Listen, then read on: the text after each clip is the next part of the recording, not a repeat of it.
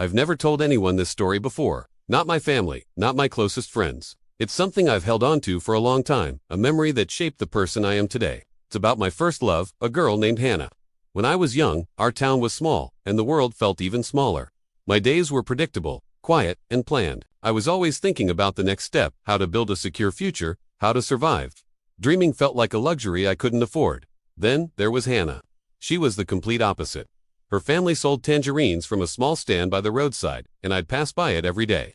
Life clearly wasn't easy for them, you could see the struggle, but Hannah, she had this light in her eyes. She always seemed happy, genuinely happy, finding joy in the smallest things.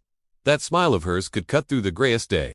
I found myself drawn to her energy, her view of the world. While I saw life as a series of problems to solve, she saw it as an adventure to be lived. She believed you had to embrace everything, the good and the bad, the joy and the pain. She used to say that feeling hurt was just proof that you were truly alive. She had these huge dreams of leaving our small town, of seeing the world, experiencing everything it had to offer. She wanted to become more than what our little corner of the world told her she could be. I fell in love with that part of her, that boundless spirit, but I was also terrified of it. Her dreams were so big they felt like they could swallow my own small, carefully constructed plans. She wanted to fly, and I was so focused on keeping my feet firmly on the ground. We were two different worlds colliding. For a while, it was beautiful. She brought color and spontaneity into my life. I think I gave her a sense of stability, a quiet place to rest when the world got too loud. We'd sit by that tangerine stand, and she'd talk for hours about all the places she'd go. And I'd just listen, captivated. But you can't hold on to someone who is meant to soar. There wasn't a big fight, no dramatic breakup scene like in the movies. It was much quieter, much more subtle. Life just started pulling us in different directions. The paths we were on began to diverge, slowly at first, and then with a certainty that was impossible to ignore. She got an opportunity, a chance to go to a city far away, a step towards the future she had always dreamed of. And I had my own responsibilities, my own path to follow right here at home. I remember the conversation. We both knew it was the end of a chapter. I told her I was okay with it. I told her to go, to chase her future, and that I understood.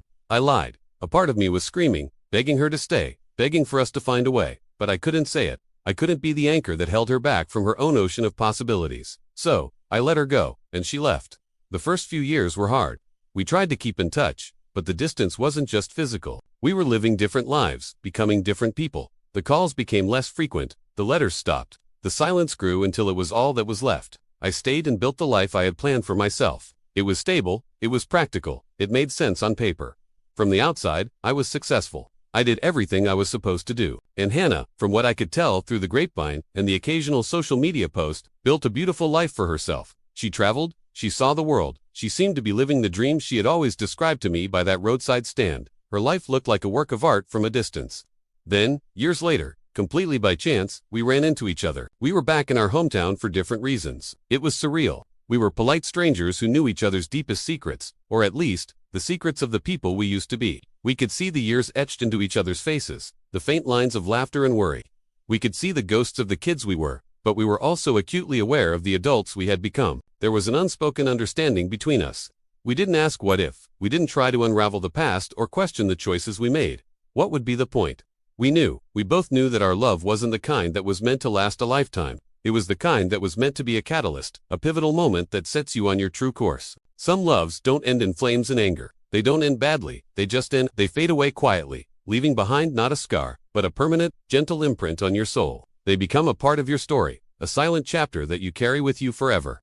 To this day, every single time I see tangerines at a market or smell their sharp, sweet scent, I think of her. I think of that girl with the bright eyes and the fearless dreams, but it's not with regret. It's not with sadness for what was lost. It's just with gratitude. Gratitude for having known her, for the lessons she taught me without even trying. She taught me that it's okay to dream, even if your feet are on the ground. She showed me a different way to see the world. My first love wasn't meant to stay. She was meant to shape me, and for that, I will be forever grateful. Thanks for listening to my story. If you have a memory that shaped you, I'd love to hear about it in the comments. Don't forget to subscribe for more stories like this. See you next time.